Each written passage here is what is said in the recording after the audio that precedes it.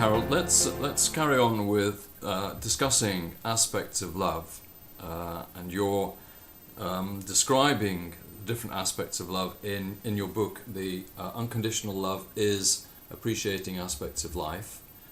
You list 63 different aspects of unconditional love, and you devote a page to each with a short explanation of each of them. And I'd particularly like to ask you about the page about unity. Actually, I'm particularly interested in unity because it's one of the things that I've been working on myself, and I was told quite some time ago that I ought to encourage and support other people in experiencing and developing unity in their own lives. So I'm particularly interested to hear what you've got to say about this. So let me just read this short passage from the book, headed Unity. We all live upon this wonderful planet, sharing our laughter and tears, hopes and dreams. It matters not what size, shape, colour or creed our fundamental foundation is in our collective human experience and potential to become more. Unity recognizes the oneness of humanity and the possibilities to create together through love. Whenever we separate ourselves through judging ourselves or another, we limit our experience. Through limited awareness, opinions and criticism, we deny the fullness of each other's potential. The reverse is also true. When we come from love and unity, we help ourselves and our fellow travelers become all we can be. Unconditional love is unity. Loving everyone unconditionally ensures we can live in unity and peace in this world when we choose to do so. So this is about recognizing the oneness of humanity, but you also say about judging ourselves as well. When we separate ourselves through judging ourselves or another, we limit our experience. I mean, what would you feel is the key to unity being an aspect of unconditional love? Well, as I've worked with my own understandings, expanded my own conscious awareness, over the last couple of decades, really striving to understand what unconditional love means to me, and hence how I came upon this short list of 63 qualities that were ways to better understand unconditional love. Unconditional love is really a unified experience, and yet we can take it out as kind of a holographic or fragmented view to help us understand the essence by creating components.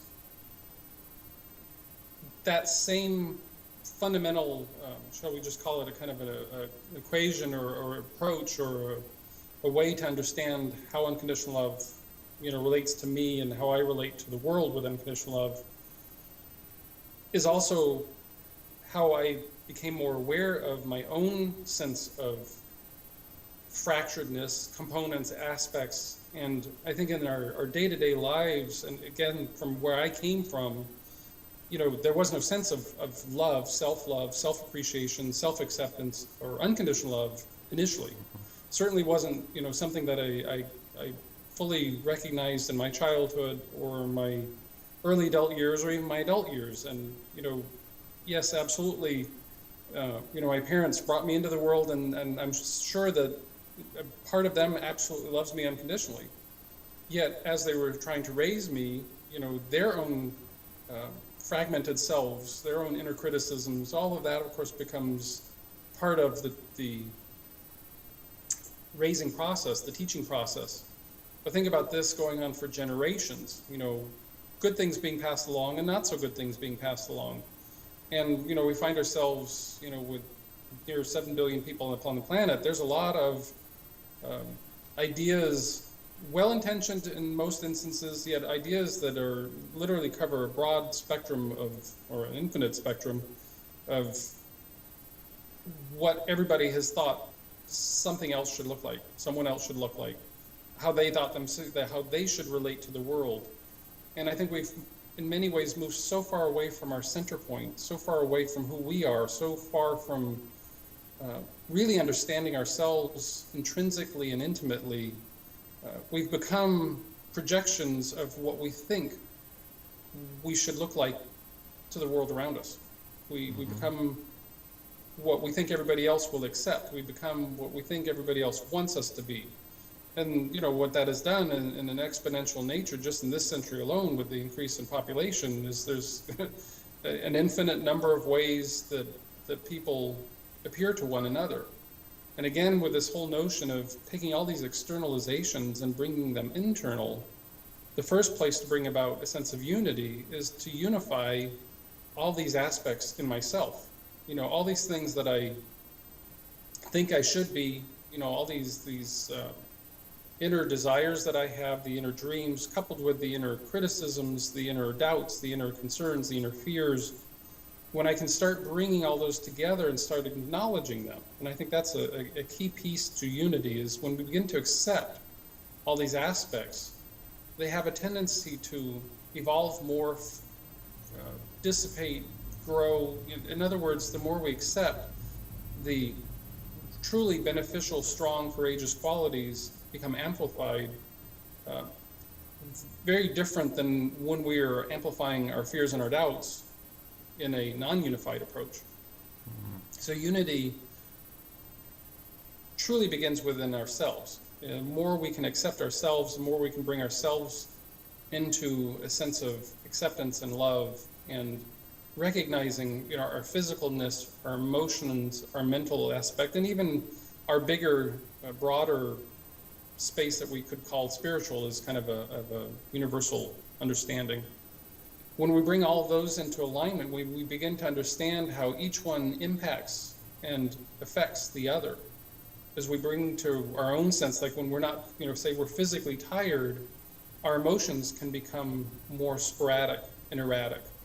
If we're highly mental, very focused mental, we might be very goal-oriented, and we may drive ourselves literally crazy, or we might drive our physical body to a sense of exhaustion because we're highly focused with a mental attachment.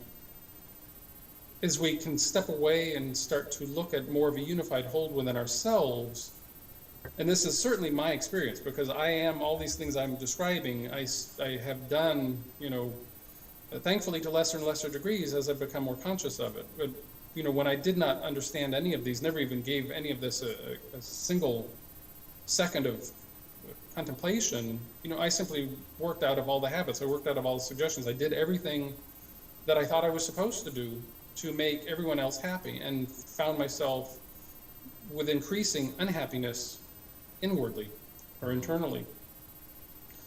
So for me, the step that made the most sense was to begin to unify myself.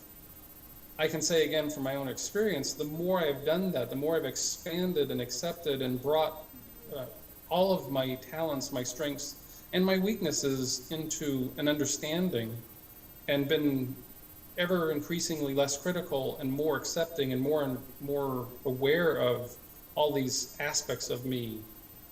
A very fascinating phenomena has occurred that perhaps I didn't necessarily expect, but that which was happening within me began to externalize, and I started to experience greater and greater connection with those around me, a greater and greater connection to unifying myself with the world around me, and particularly with people.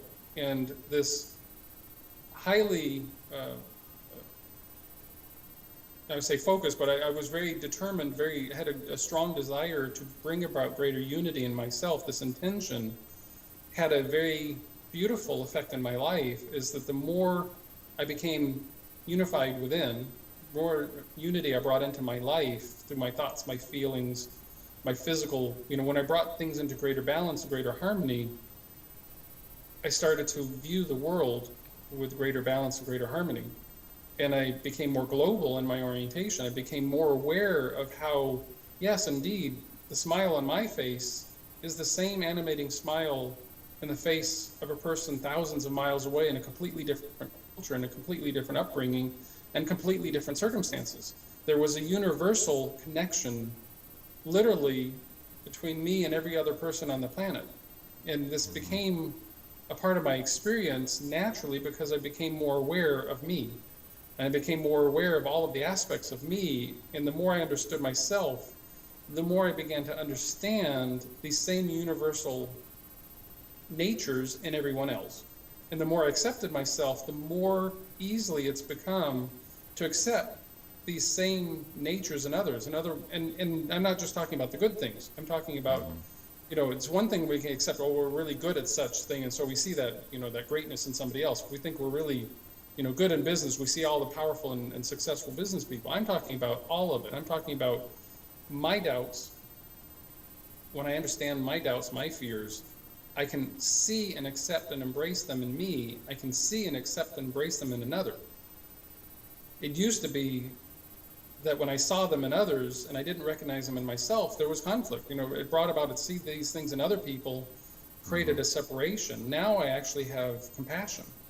Compassion has been something that has been a wonderful blossoming component of my life, because the more accepting I am of myself, the more compassion I have for others who are going through or have gone through or may go through something that we all go through. And that compassion allows me to be there as a greater force and a greater strength of love as somebody else is going through. And I'm no longer separated from other people's pain and suffering, goodness and joy. I am part of it because I have it in me. And as I understand it in me, I understand it in others. So unity started within has become a distinct understanding of the unity without. And the unity that brings us all together has, again, this one central component, love, and particularly unconditional love. And, we talk about it somewhat of a linear term. I'm talking about, internalizing to then externalize. Rightly understood, these things are happening all the time simultaneously. So in a way, it's kind of circular flow. One begets the other. We can also begin to look at life with greater love, and that greater love gets reflected back, which gives us greater love, which allows us to give greater love, and so it is a circular flow. But to help people begin the steps, what I share is how I've kind of taken it upon myself to understand it for myself. And, infinite number of teachers, infinite number of teachings. In other words, I've gone from taking very singular-minded ways of looking at life to embracing with a broad, open mind, letting life teach me, show me, share with me. So there's an external component in a way that as I walk through life, choosing to love more, I let life show me how love exists, which allows me to have more of that confidence in my own connection to this love, and it becomes exponential and expanding. That's how unity grows within us. Yes, there are things we do within ourselves, and while we're growing inside and unifying and accepting self, there will be this natural aspect of we will start to look at all the beautiful unifying features all around us. And if we go truly global, say for a particular example, our planet, thankfully with the scientific experiences, where we have rockets that can go out in outer space, we now have images that we didn't have 100 years ago of our Earth. And truly seen just from a mile or two up, there are no borders, there are no walls, there are no nations, it's simply this beautiful blue orb. And that is where I brought my consciousness to. I don't see the borders, and thankfully my work has allowed me to have even greater direct experience, that I'm connected with people around the world now, representing every culture and tradition. And the way I enjoy it is I see the heart component in each of these people. I don't see specifically their culture, their creed, their tradition. I see the heart component. I see the universal self. I see their challenges and joys as my challenges and joys, which allows me to interact with them in a completely different way, which allows me to be more universal, which also encourages them to be more universal. And certainly in the past decade alone, as I've done more of this and worked with people around the world in greater and greater collaboration and unity, we have all found greater and greater collaboration and unity. And, that is how we will bring, peace and abundance for example, on this planet, is by beginning to look at ourselves in relationship to everything around us, rather than simply gazing upon everything around us and having a separation from that which we see.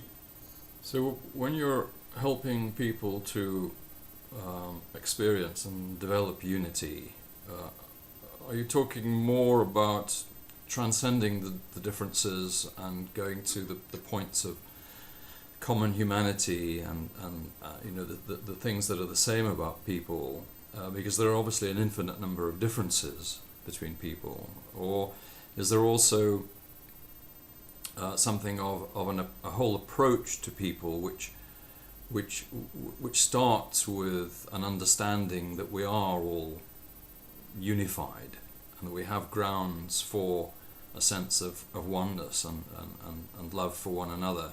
So you tend to disregard the more superficial differences.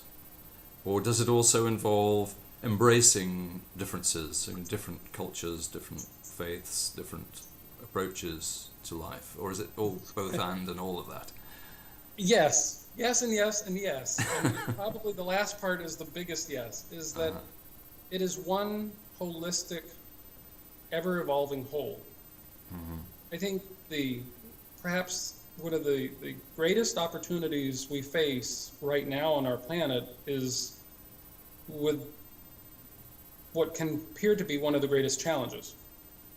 The nature of how we've kind of fragmented ourselves with all these many generations of, you know, beliefs and stories and traditions, and this is what's correct and this is what's not correct, and then, you know, another generation, you know, turns that inside out, and another generation turns that upside down. You know, it has become so fragmented that most people are so far removed from themselves and so busy being what they think they are supposed to be based on other people's interpretations or views, which is really their own. Again, you know, we have to come back to the self, is that we can say we're doing all these things to fit into society, and yet that's just our excuse to fit into society. That's still walking away from the responsibility that we're trying to find a sense of self-acceptance. Because the only reason we'd want to fit in is because we want others to accept us, which means we don't really accept ourselves. So there's this beautiful, I can't even say it's necessarily circular, it's definitely not linear. It's really spherical and probably multidimensional. You know, it's everything and nothing all at the same time, which is probably why people haven't taken the time to embrace it, to understand it, because it is so multidimensional. There's so many ways you can understand it. That I could say now, yes, in that really big picture, let us look at humanity as our foundational. Yes, we all have the potential, and we all have, in other words, let's look at the biggest picture where humanity is all in love and all in a collective oneness. And then we come back to ourselves as part of that process to understand that unity. I could say, you know, today, well, yes, of course, if you have that really big picture, then you will fill yourself into that goal, that desire to understand that big picture. I can also say that's not how I started out. I did not look at the planet from the standpoint, oh yes, this is all, you know, the potential of us is to love together, and this is how we'll create peace and abundance, and that's not what happened at all. You know, I didn't see that because I was trained from this separation understanding. And I think that's a critical piece to discuss unity, is to understand that where we have come from is an extreme sense of separation, down to our identity, to what we wear, where we live, you know, whether we have education or not, whether we have religion or not, whether we live in the right place, right side of the tracks or not. You know, then you go to a community level, and within that community then are collectives, you know, religious traditions and friendship traditions and associations and groups that we belong to. And then you go to, for us, you know, in the Western culture, is the state collection, which is a collection of these communities, towns, villages, cities. And then you go to a national, and every one of these have built within them a sense of separation. Each one wants to identify with their individual collective visions. And there's the little collective vision, ourself, then there's community collective vision, which is multiple aspects of our relationship. Then there's bigger collective called a state, and a bigger collective called a nation. And then, you know, a bigger collective that we call a region or a group of nations. And, you know, somewhere along the line we get to perhaps the earth, if we're ever fortunate to get that far. Perhaps the biggest difficulty we face is overcoming this inertia to identify singularly, to identify ourselves within a self, what we're wearing, driving, doing, being, and then to participate in family units, community units, and national units, and believe that we are all these things. The more we unify ourselves, again, this has been my experience, the more I unify myself and understand all these many aspects of myself, the more the boundaries, walls, borders have fallen away. So I evolved into this bigger picture by understanding that if I could greater and greater acceptance of self, somewhat, even initially I could even say somewhat selfishly, as I wanted to understand myself. And yet by making that choice to take my attention within and really begin to understand who I am and what makes me who I am versus what I think I'm supposed to be, and there's usually a very big gap between those two, really coming from my heart, really following my dreams, not the dreams of others, really understanding what those dreams are, even that the potential exists that I could follow them or expand them or grow them or create them. That has created this fantastic phenomena, this experience, this transcendent experience of where, as I've done that, I've become more connected to the whole world. And the whole world now is a part of me. And there are fewer and fewer with each passing moment boundaries and separations.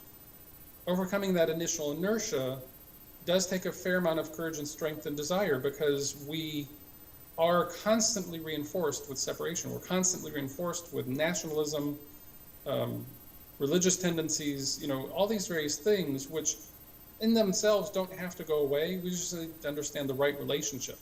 And when we understand the right relationship, they evolve. Our experience with them evolves, and then they in fact do evolve. As we've seen, in this century alone, especially in Western cultures, we've been able to overcome the inertia of quite a bit of separatism insofar as, say, cultural rights. Not all countries experience that right now, but in quite a few countries, we've overcome the inertia of class systems and differences in group cultures. So there is a unifying whole that is happening collectively as we expand more of our individuality within that collective. So the key then to developing unity is within oneself, first of all. This is where it starts.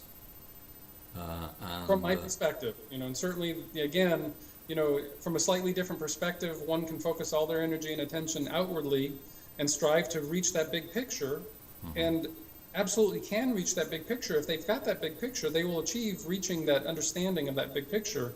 And they may have the reverse experience that I had by going after that big picture and understanding on a global. They might find through that process that they've all of a sudden become very aware of themselves. So again, there is no one way to do this. There's no one linear structure. There's no 5 steps from here to there. The idea is becoming consciously aware of all of our aspects together, all these qualities of love, our relationship to these qualities, how love relates to everything around us. The fact that love is even there. Would have asked me a few decades ago, I don't think I would have had even the beginning answer. What is love? What is it? What is it? What does it do? And I had no sense of relationship to love. Used the word a lot, no sense of relationship. Now, over the years, I've become so much more aware by direct experience. And that is the difference between knowledge. We have the direct experience. One knows oneself as oneself. You can't find that in a book. It's through the direct experience.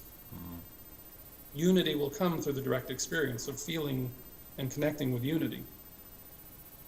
And however you choose to do it, whether you start within oneself or in the whole world, the important thing is to develop a sense of unity from which develops unconditional love in your life. Right. And in these cases, the various qualities that are laid out in this particular book are simply beginning points, places of contemplation. And again, I'm not here to define how one will experience that or what their definition of unity might be. I'm here to share that if they begin to contemplate what unity means in their life, they will have an experience of some type. And the more they delve into it, the more they allow it to expand as their part of their psyche, as part of their consciousness, part of their understanding, part of their experience, the more they will actually experience it beyond a definition or beyond a label or beyond a concept. They'll actually have an experience of unity. And if each of us take that upon ourselves, it would be a short order, and we collectively on the planet would have a sense of unity. Mm-hmm. And therefore we would begin to collaborate, cooperate, work together in a sense of unity.